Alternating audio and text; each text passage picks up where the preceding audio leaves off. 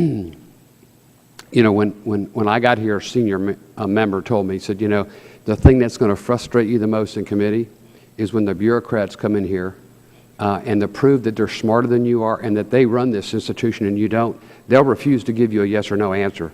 They'll dodge your, and you know, it was absolutely true. That's been my biggest disappointment. When the gentleman from Massachusetts asked the 10 biggest bankers in this country how much they made a year and what their bonuses were, they didn't have to tell him.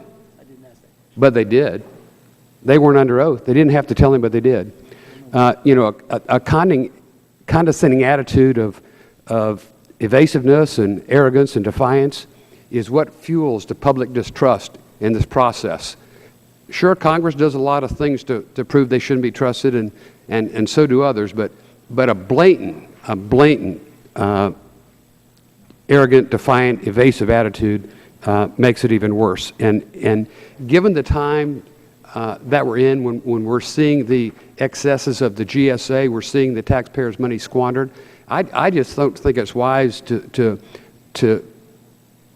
refuse to answer the gentleman's simple question when the agency flag-waving statement is, we recognize the need for transparency. I mean, I just, like the president said something to the effect of on a YouTube video I saw recently, the only people who don't want transparency are people who have something to hide. And so when you refuse to answer a simple question, everybody up here has to immediately wonder why. We'll have constituents say, why wouldn't that lady tell you how much she made? She's a federal employee. We know how much you make. We know how much the president makes. We know how. But why would somebody refuse to answer the gentleman's simple question? We know how much members of the private sector they come in here and they're not that defiant, that arrogant, and that evasive. And so I'm kind of at a loss what to tell them. And if any of the members got any advice how you would respond to something like that, I'd kind of like to know it. Thank you, Mr. Chairman.